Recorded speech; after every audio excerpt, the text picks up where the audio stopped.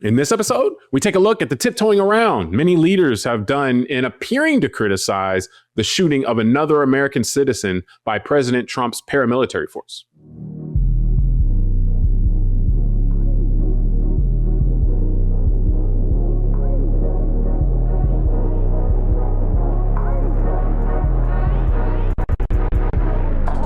Hello, welcome to the Call Like I See It podcast. I'm James Keys, and joining me today is a man who knows in the end, it's all about power. Tunde Ogunlana. Tunde, are you ready to show us something beautiful, dark, and twisted today? Yeah, man. That's a strong entry. I didn't realize it was all about power. Hey, I thought that was your call. But what happened to Teletubbies and Care Bears, man? I thought we were not today, not on today's show. It's all power. Maybe not. Now, before we get started, if you enjoy the show, I ask that you subscribe and like the show on YouTube or your podcast app. Doing so really helps the show out.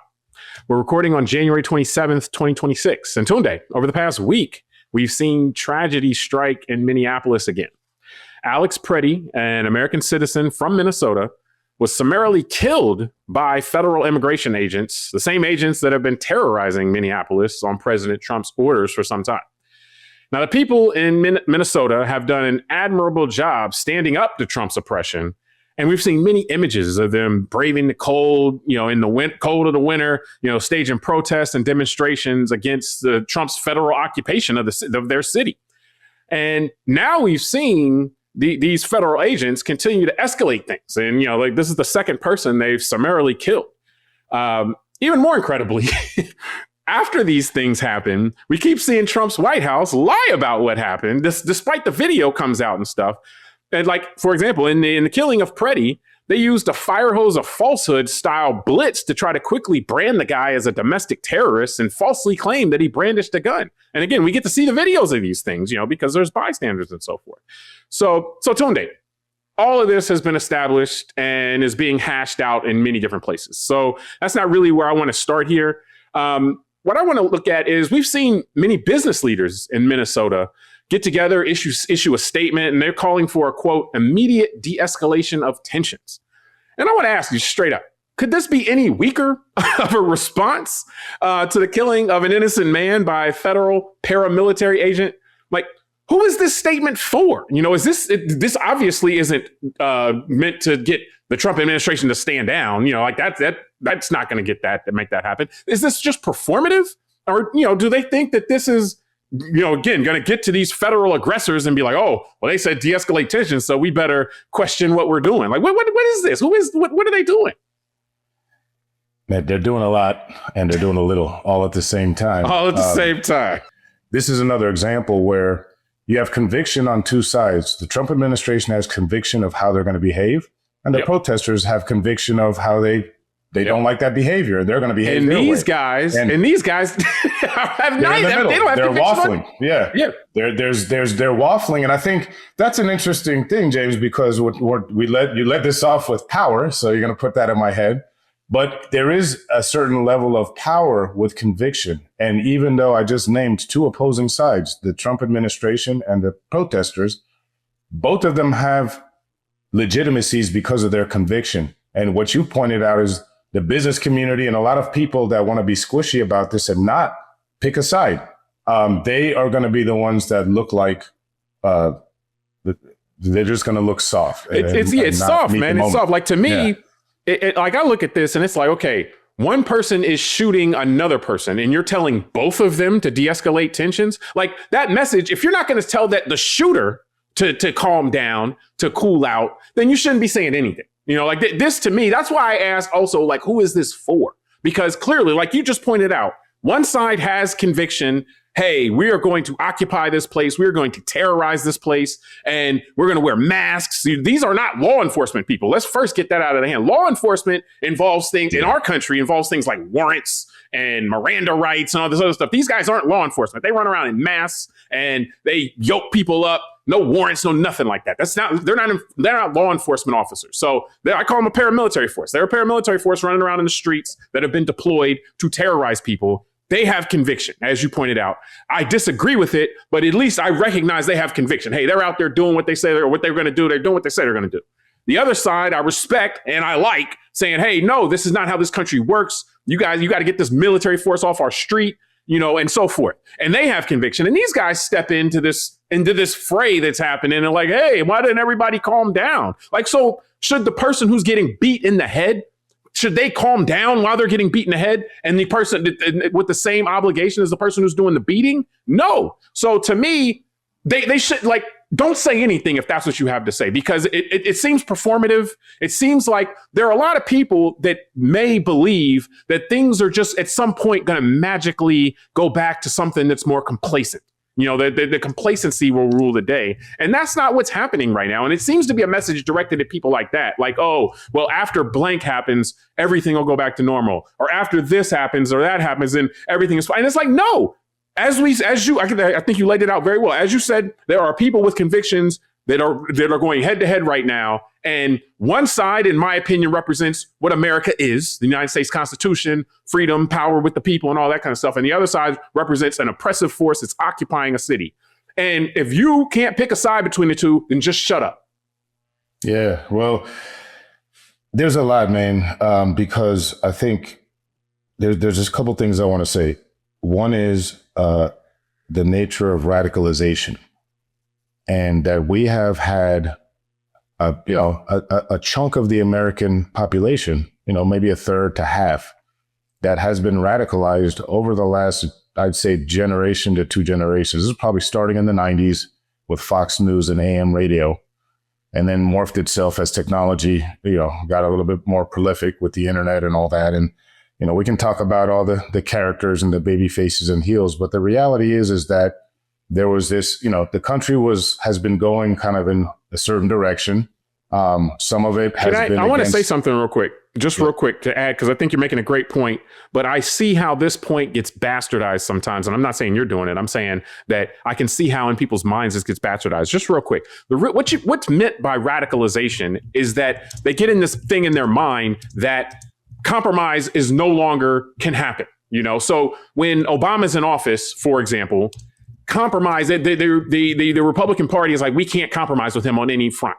But when Trump is in power, the Democratic Party is still willing to compromise with him and say, okay, all right, we'll vote for this. We won't do this, shut down or whatever. And so when compromise becomes no longer part of what you can do, you've been radicalized, and so I just want to say that, like, this isn't some both sides thing where you got, both sides have been radicalized. It's like, no, one side still does come to the table and compromise. And the other side, actually, compromise will get you voted out in a primary.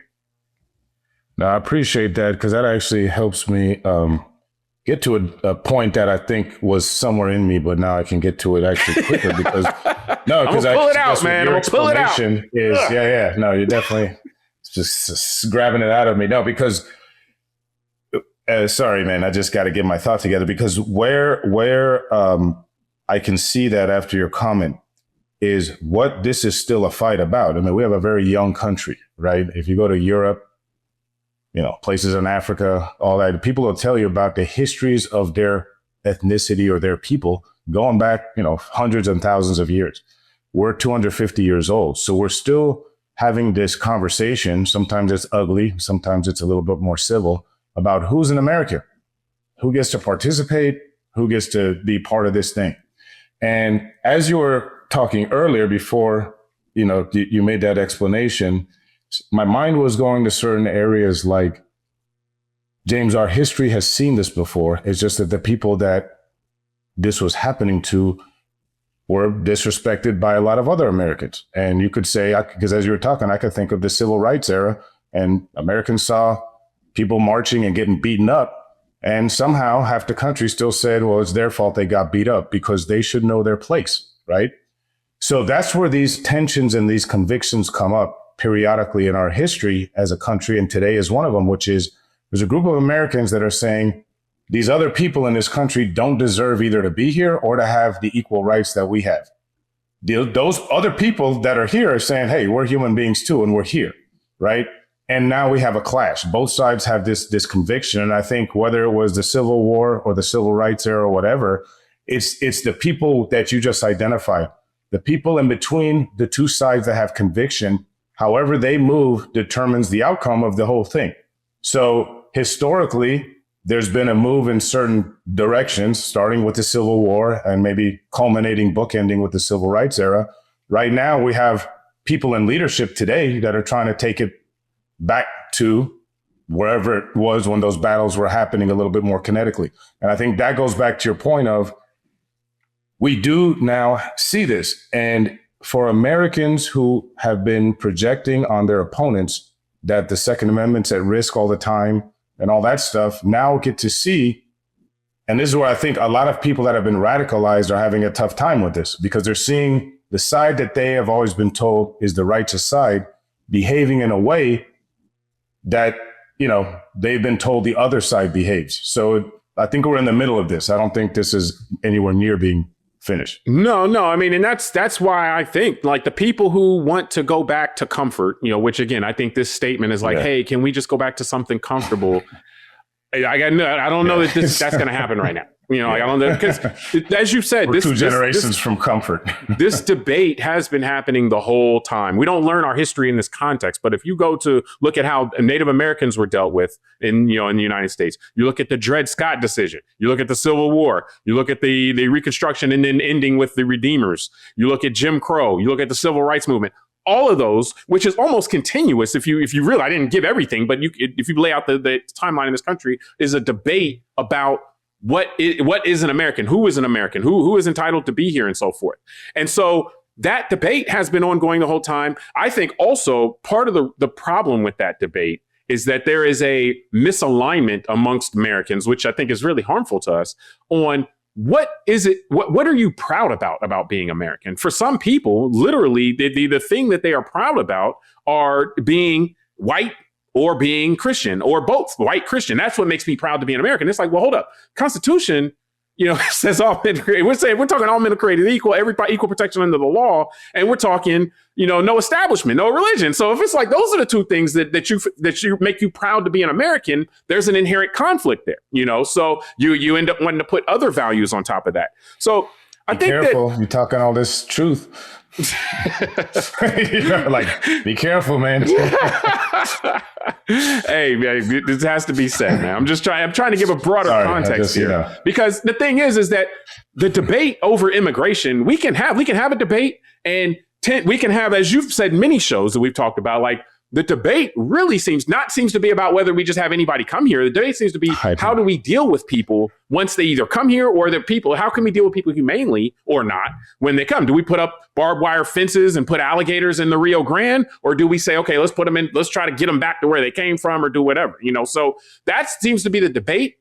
But right now, admittedly, the debate was won, and the people who said we're going to get a bunch of people out of here won that debate at the last presidential election. So that's going to happen to some degree. But what we're descending into now, under the guise of immigration enforcement, is police state stuff. This is not immigration. These are not immigration officers in Minnesota.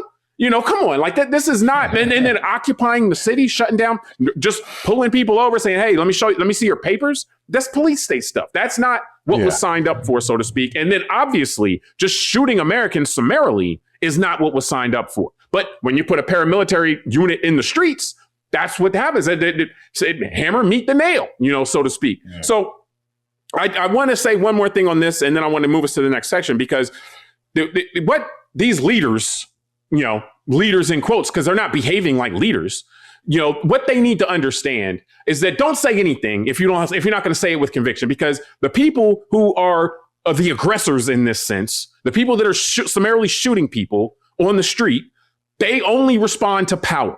They don't respond to, maybe we can, be friends again. No, they're not responding to that. They're laughing at you. So either say something, say it with conviction, understand you're going to figure out what power you have, what leverage you have, and do that, or just sit on the sidelines, because the people in the streets of Minnesota, they deserve better than that. And so to me, that's really what stood out to me. And it was offensive to me to see that when you got people in the street putting their bodies on the line, putting their lives on the line, and you got these leaders coming out with some soft stuff like that. It's like, nah, man, we didn't need to hear from you guys if that's what you guys got to say. So you got into this a second ago, and I want to touch on it a little more directly.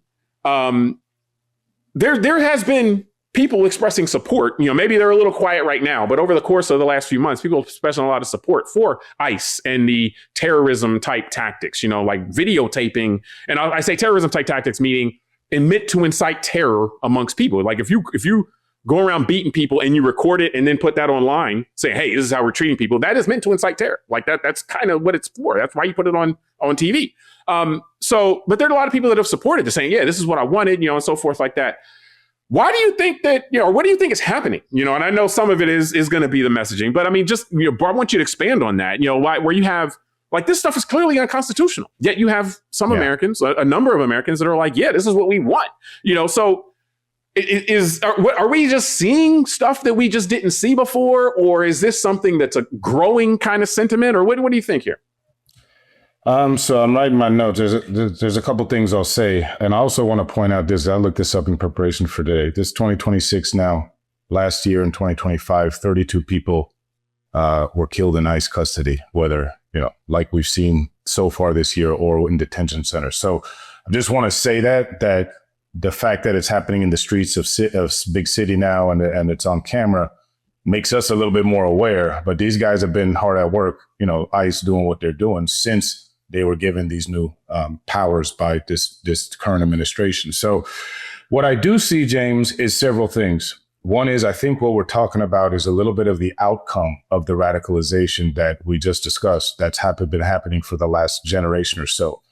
We have, and with the siloing of information networks due to the modern technology, I would say starting, like I said, this trajectory starting with radio and satellite radio technology, then the cable news by the late 90s, and now with the internet, let's say since 2010, when kind of some of these silos of the internet got much more mature.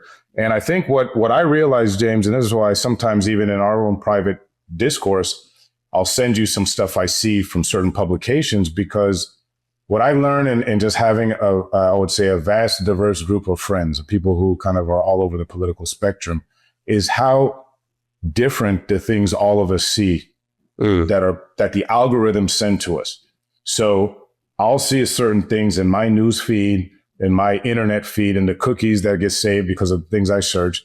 If my friend shows me his phone and starts showing me the news that he gets, it'd be totally different if he's got a different political ideology than me, even though we're both friends and the same people living in the same neighborhood. And so what happens is, I think for millions of Americans, their realities are kind of, I don't want to say warped, like I have the right reality and someone else doesn't. What I'm saying is our realities are just different. They're misaligned. We're misaligned. That's the right way to put it. Yeah. So I would say that. And then the last one I would say, and then I'll throw it back for your opinion, is I think we're also dealing with something serious, James, and I'm not going to blame everybody who supports this and all that, but I do think there's a large percentage of people in this country who have a lot of pain. There's a lot of trauma in childhood for a lot of people. One of my favorite expressions is misery loves company. And I think they on purpose, especially with ICE, the way they recruited these men, they recruited men that couldn't make law enforcement or military, right? They recruited men that seemed to have a chip on their shoulder about society. And you see the way these men behave in public, like they've got a vendetta against their fellow American. And so I do think that this is very disrespectful to organizations like American law enforcement and the American military, because law enforcement and military, like you said, are trained. They're trained professionals. They have to deal with certain things like constitutional warrants and due process, where these ICE agents being federal agents were almost like deputized, like somebody put the wand on them and said, hey, you can go out there and do whatever you want. And we're seeing what this looks like. Untrained guys who want to hurt other people. And now they have the backing of the state. It's a really interesting point, because also, like the oath in the military you take is to the Constitution. And you have a clearly defined kind of purpose, like law enforcement, same kind of thing. Whereas ICE, it seems like if you look at how they're recruited, it's like, hey, you're being recruited to intimidate and push people around. Like it's not just, hey, we have intel here. This is going to be a pocket of people. We're going to go pick them up. We're going to deport them or whatever. It's like, no. We want everybody in the whole area to feel us, you know. Yeah, so to like speak, we which want again them is to be scared. police state style, police state, you know, like that form of societal order, that style of governance is what they're doing here. You know, there's something interesting that I think does reveal the breakdown of the nature of the breakdown. And it's really in what you said. One of the things that Yuval Noah Harari, the guy who wrote Sapiens and who wrote Nexus, you know, one of the things he talks about, I think it was in Nexus, was talking about how democracy is a conversation, you know, like that's the nature of a democratic governing system, is a conversation amongst the people.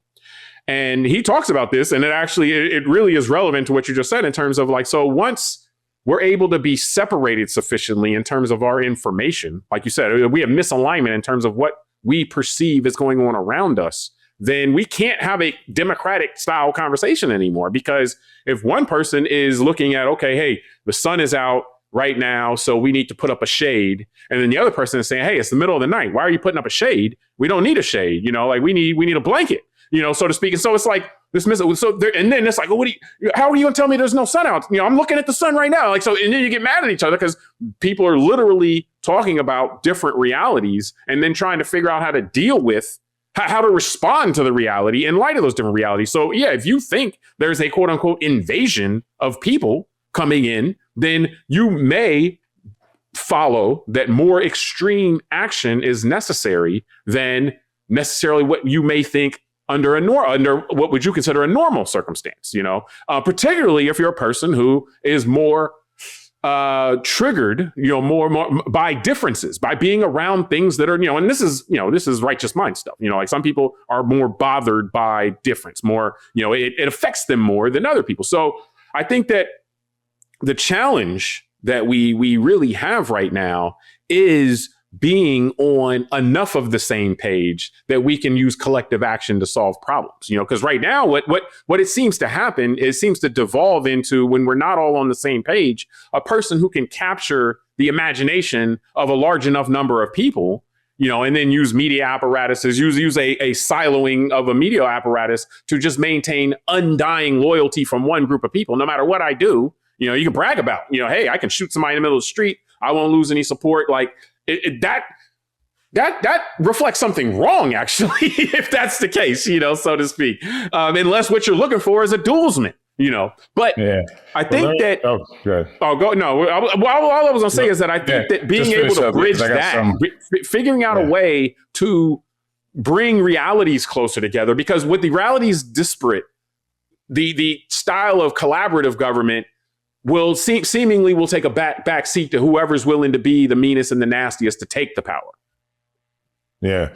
And I think because you said enough on the same page, I actually wrote it down because it made me think of the strategy of divide and conquer. Because part of as you're talking, I'm thinking exactly that. If I was someone who was, you know, I'll just say it, right? If I was like a hard MAGA person, I've been following President Trump since 2016. And I really got into all this, and I believe what? You're not. I thought you were a hard MAGA person all this time. And hey, man, sorry to disappoint, I guess. No, and just you know, and I believe that, you know, I was being replaced, and I believe this and that, and the Biden crime family, and that Obama was, you know, shouldn't have wore the tan suit and all of it, right? And that the everything tan suit, man, the tan suit, and that everything, yeah. So that was the end of everything. That's what did all this. Yeah, and that all of these busting of norms and all that I've seen in January 6th and all that stuff was justified because my leader told me so, right? It's why would, that's what I would say. I could see someone asking us if we're telling them this, Tunde, James, why would they lie to me? Why would they lie to me? And I think this is classic. Like, it's amazing to live through this and watch it happen. Yeah. That this is classic divide and conquer. And that's my point. Especially watch it happen from outside the silo. But from outside the silo, watch it. And like you said, you have a lot of relationships with people who are in, and you communicate. And it's like, oh wow, you know, like this is it's pretty crazy to see. Yeah, well, let me keep going because and just for a second, because it's like you're watching it, and it's like you can see the seeds being sown over the years of the radicalization, right, and the hyperpartisanship, the need to have people own like a horse blinders on, like only looking at the one channel on the TV, or the one place on the internet, or the one radio station, and only getting, you know, like I say it, like a religion or a cult, only getting the information from this one source. And if you look over, or if you actually eat the fruit from the tree of knowledge, you're going to be in trouble, because that means you're going to get something else new in your head and you might not follow me. And the reason why people would do this in a society that gave them everything, think about it. We've got the wealthiest people, some that are immigrants like Elon Musk and Peter Thiel, come to this country, and Rupert Murdoch making billions of dollars, and then want to ruin it for everyone else that can do that. Or people like the current president who's made a great living for himself, but now wants to go wheels up on a lot of things that could help small businesses, or people start becoming entrepreneurs or things like that. And what happens is they were misdirected by telling, we're going to get these people, that people, whatever, right? And people replacing you. And then the first thing they do in the first year they come in, they cut Medicaid by 10%. They cut, departments that help people, right? American people. And so in order to make sure that the American people that are going to be hurt the most by this, which is a lot of people that supported this administration, they need to continue this activity to try and divide the populace. Because if I can send ICE to Minnesota to go deal with Black African immigrants that I'm telling you stole $9 billion, first of all, I thought about this. That's a white collar crime. Why are you sending paramilitary guys in the street, right? Yeah. When you send a bunch of lawyers. We historically haven't used that for white collar criminals, because there's a lot of white collar criminals in the government right now. Yeah, because they sending those guys to Wall Street if they're really serious about that, and to DC, right? So number one, so they're not going to do that, right? The second thing is, I thought, to steal $9 billion at the number they're telling us, these Somalis, they must be pretty damn smart. So you do want to have white collar, lawyers and all criminal, prosecutors, and not these guys. So, I mean, it's a mess. And that's why watching it, like I said, and I'll hand it back, but watching it from the outside, this is how it looks. It's just a big mess. And it's a joke. I mean, it's like, I just want to finish on this, and I'm sorry, this is my last rant. I saw the FBI director, Kash Patel, this week being interviewed. And the lady asked him about, why this guy was killed in Minnesota and all that. And he said, well, when you're bringing an armed gun, an armed weapon to a protest, and And at first, I started thinking about Kyle Rittenhouse. Yeah. And that goes back to a comment you made in a recent conversation that we had on this show in the recent weeks about there's no principles. That's why the Constitution doesn't matter. Because if the guys I like, the Constitution is principles. That's literally what it is. What I'm saying, that's why it doesn't matter to these people. Because if the guys I like are doing something, it's okay. And if the guys I don't like are doing the same thing, it's not okay. So if Hunter Biden makes $50,000 a month on the board of Burisma in Ukraine and all that, I don't like it personally. But I also don't like Donald Trump selling tchotchkes out of the Oval Office or having a meme coin. I don't like any of it. Yeah. But some people will get on Biden's kid or Biden himself, the crime family there. But then they turn the other way, and look away when Trump's getting $400 million claims from a country that now is going to have Venezuelan oil money go through their banks. So, I just... No, I mean, sorry, you're man. right. The degradation of principles. And honestly, that's part of the radicalization, is that if you can radicalize people enough, then principles that they previously held dear will become more negotiable, so to speak, or will drop altogether, because it's like you're living in a constant state of emergency, and so that, I think, is what really can explain a lot of why people are like, this is what we want, or like some people are just bad people, like just want to treat other people poorly. But I don't think that's the bulk of what we're seeing. A lot of it is that people being put in a state of emergency all the time, fight or flight. God forbid, James, we get paper straws. Oh my God! Or gas stoves go away. That's the emergency, right? It's this constant. It's all this stuff. But the stuff of people getting shot dead by federal agents in the street is not that's all. That can be all explained by something, or that's whatever. So the last thing I'll say before we close this up, though, is I think also the idea of how, and actually I make this point by how late in this podcast we're bringing this up, but the fact that they just lied about this so easily, so quickly, and they lied about the other stuff. Like the fact that lying has become so normalized, like right now, so much of the discussion goes on about this, about how bad the acts are and so forth like that. But the lying is equally damning on the kinds of people that are in power right now. And as a society, unless and until we can get enough people, and everybody's not going to care, but if we can get enough people to care about people who are liars, and not give people like that the reins of power. I mean, I'm straight liars, not like, oh, people, sometimes adults understand sometimes the truth is not always completely the full part of it told, but like just straight bold-faced lies to your face, get caught on the lie and stick to it. Like that kind of stuff, the level of disrespect that is to everyone else.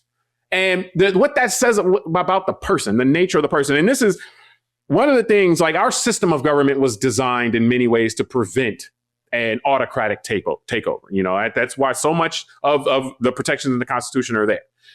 And so, but one thing that I read one time, and I'm sorry I can't place it right now, but just that you can't legislate or put rules in place to avoid the possibility of just bad people getting into leadership. If bad people get in, there's no government that can protect you, basically, in that kind of sense. We, the voters, are the ones that are supposed to be the ballast against that.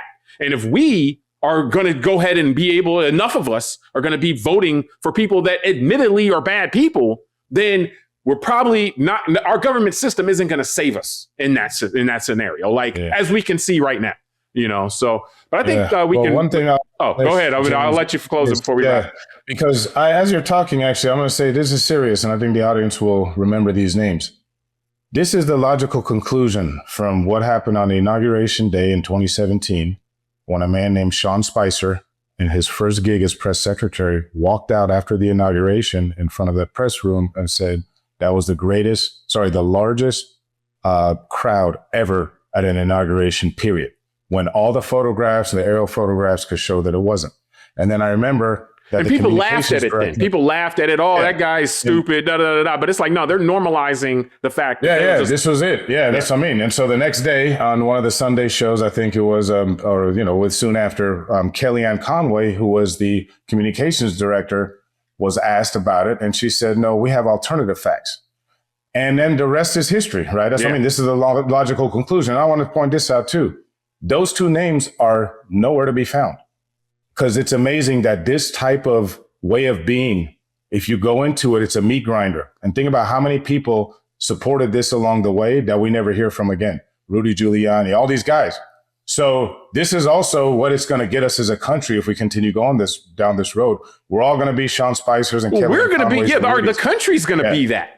Yeah, we're going to be we're going to be ground up in this meat grinder. Some relic to history that was a stepping stone along the way for a person who's a bad person to grow and increase themselves. Yeah, the rest of us didn't get paid like Giuliani and we're getting used all the same though. So yeah, but I mean, again, you've got to get a handle on and more people. We need more people to care about lying. That does set us up for some really bad stuff.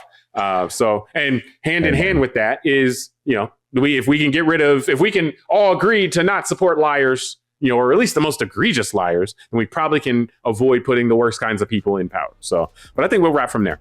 We appreciate everybody for joining us on this episode of Call Like I See It. Subscribe to the podcast, rate it, review it, tell us what you think, send it to a friend. Until next time, I'm James Keys. I'm Tunde Ogunlana. All right, we'll talk soon.